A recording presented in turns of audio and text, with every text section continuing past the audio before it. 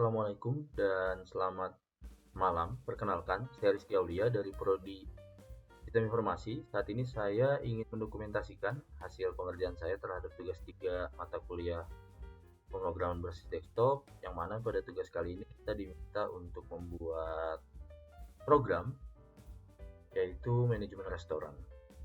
Dan pada tugas 3 kali ini kita diminta untuk mampu mengimplementasikan 3 poin ini.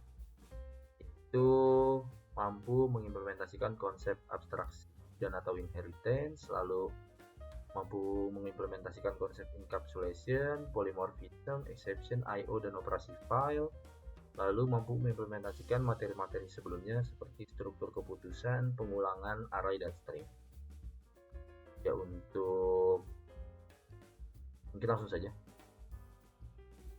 saya terapkan pada line 29 dan 45. Jadi saya akan menunjukkan dulu penerapan beberapa poin tugas pada program yang saya buat. Polymorphism, ini polymorphism, jadi deklarasi metode void atau metode tampil menu. Jadi di sini deklarasinya saja. Apa itu polymorphism? Nah, sini. Polymorphism itu jadi nanti setiap metode menu metode tampil menu ini dipanggil, dia bisa diisi dengan metode yang beda-beda sesuai dengan pemanggilnya. Di sini hanya deklarasinya saja di atas. Nah, contohnya gini, di kelas makanan ini ada kelas minuman, sama-sama punya void tampil menu tapi nya beda. Pada makanan atau kelas makanan, dia yang ditampilkan ini ada jenis makanan, sedangkan pada minuman. Padahal nama void atau metodenya sama, kurang lebih. Lalu selanjutnya di sini ini petunjuk pengerjaan tugas. Buatlah sebuah kelas abstrak menu item yang akan menjadi kelas dasar untuk semua menu item.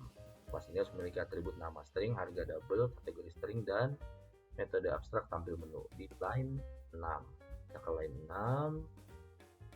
Ya, ini abstrak kelas menunya, ini atributnya, nama, harga, kategori, dan ini deklarasi untuk void tampil menunya. Lalu buatlah 3 kelas turunan dari menu item, yaitu ada makanan, minuman, dan diskon.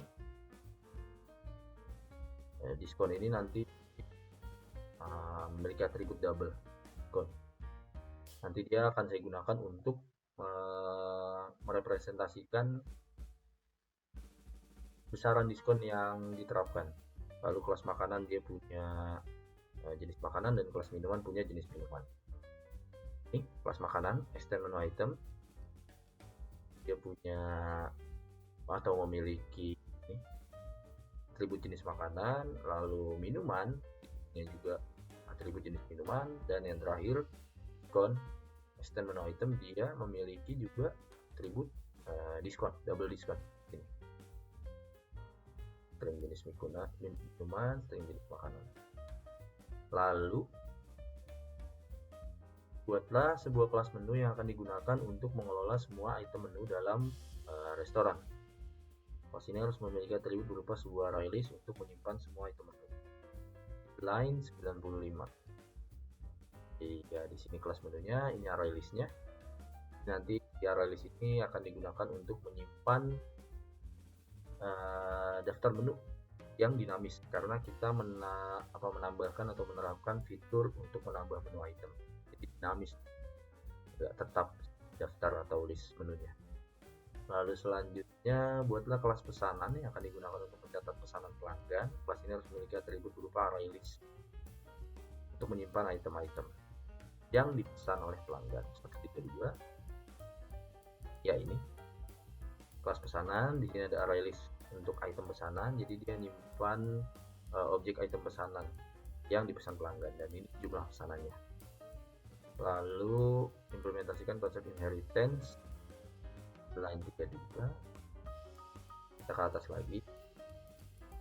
Ya, ini konsep inheritance atau pewarisan, yaitu kelas makanan extend menu item. Ya, extend ini kelas makanan merupakan bagian atau pewarisan atau kepanjangan atau cabang dari kelas menu item. Kurang lebih seperti itu. Kelas minuman juga kelas diskon juga. Lalu implementasikan konsep encapsulation dengan membatasi akses ke atribut-atribut kelas. Line 34. Ya, private string jenis makanan. Jadi deklarasi private di depan ini adalah penerapan konsep encapsulation. Jadi bukan dari publik dan hanya bisa diakses melalui getter atau metode getter si string jenis makanan ini. Lalu selanjutnya pergunakan konsep pengecualian exception yang mungkin terjadi ketika mencoba akses item yang tidak ada dalam menu. Line 116. Jadi di sini ini adalah programnya. Jadi nanti ketika programnya berjalan lalu kita mencari nama menu, daftar menu dan tidak ada, nanti akan ke sini nih, raw new exception. Jadi tampilannya akan muncul item tidak ditemukan. Nanti akan kita coba. Lalu selanjutnya, nah di sini adalah program harus memiliki menu utama yang mungkin pengguna untuk menambahkan item baru ke menu, menampilkan menu restoran, menerima pesanan, menghitung total biaya, menampilkan dan keluar. Dan di sini saya melakukan sedikit modifikasi, yaitu versi yang saya buat.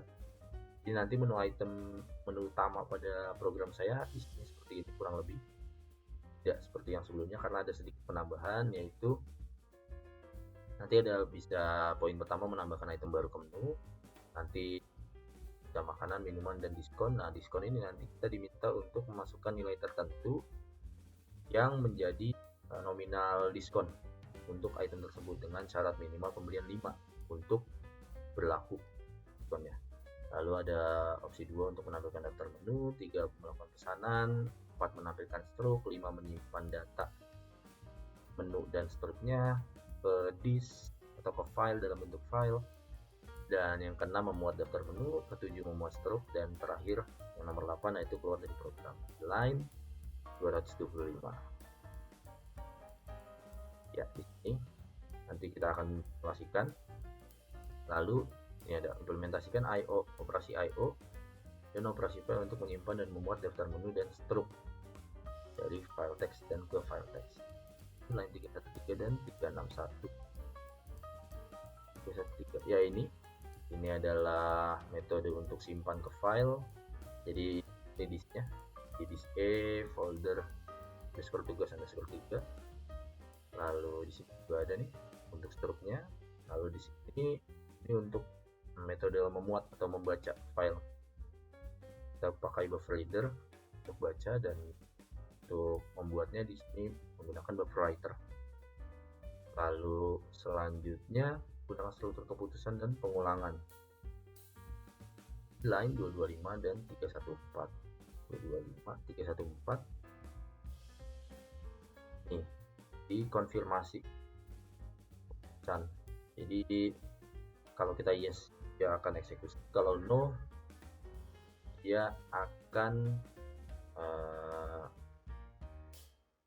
tidak jadi melakukan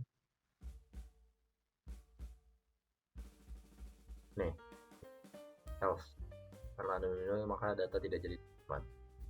Lalu untuk satunya lagi 225. Ya di sini pemilihan konsep pengulangan.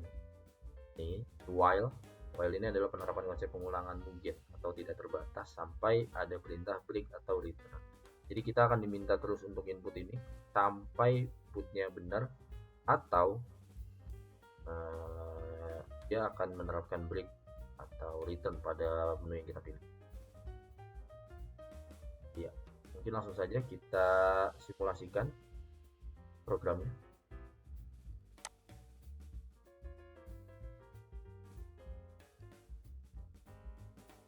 Ya, kita simulasi. Ya, ini ada opsinya. Kita coba pertama tampilkan daftar menu. Ya, kosong. Lalu kita tampilkan struk. Ya, kosong juga, belum ada pesanan. Silakan pesan terlebih dahulu. Pertama, kita akan membuat atau menambahkan menu baru. Kita coba yang pertama mungkin toprak. harganya 13.000 ya. Makanan, kategori makanan jenisnya sayur. Jangan sayur ya, kalau kita makan ini kita kenyang ya. Lalu kita tambahkan lagi namanya jus, apa nih, random, jangan. Saya suka apel, di apel aja. Apel harganya 15.000. Kategorinya minuman. Nah, minumannya sehat, jadi kalau kita minum kita sehat. Lalu yang terakhir kita tambahkan lagi yang diskonnya itu kerupuk. Kalau kita makan ketopraknya lebih kerupuk, nanti ada diskon. Harga kerupuknya 10.000, kategorinya kita pilih diskon.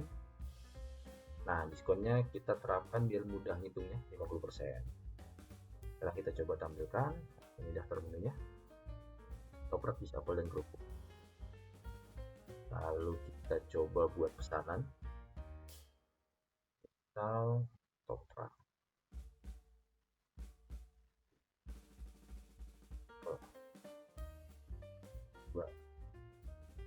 Nah, ini untuk penerapan di konsep exception yang tadi kita coba asal, misal itu kan yang enggak ada apa ya, naga, misal buah naga. Nah, item tidak ditemukan karena memang tidak ada kan. Itu adalah konsep penerapan konsep exception yang tadi. Lalu kita coba yang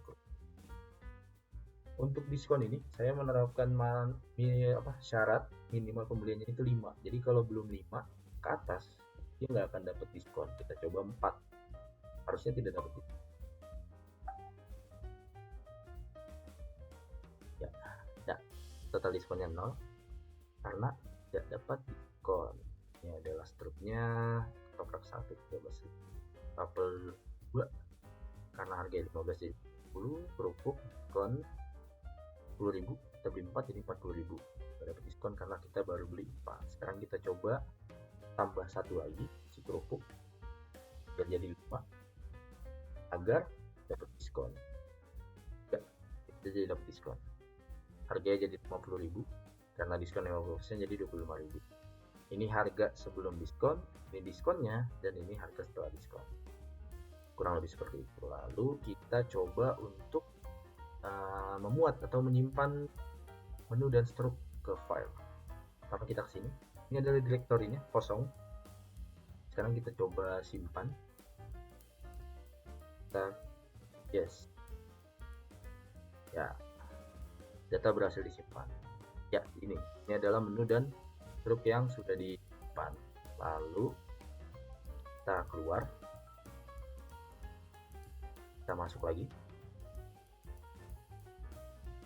Sekarang kita coba tampilkan menu kosong, tampilkan struk kosong juga, belum ada pesanan. Sekarang kita muat menu, kita yes ya, langsung muncul yang tadi. Lalu terakhir kita menampilkan struk pesanan, kita yes ya, ini yang tadi lagi ya. Mungkin masih ya, mungkin seperti itu kurang lebih dokumentasi dari pengerjaan saya terhadap tugas 3 kali ini. Jika dirasa ada yang keliru atau salah dalam penjelasan yang saya sampaikan atau pengerjaan saya mohon maaf dan mohon koreksinya. Terima kasih atas perhatian dan apresiasinya. Wassalamualaikum dan selamat malam.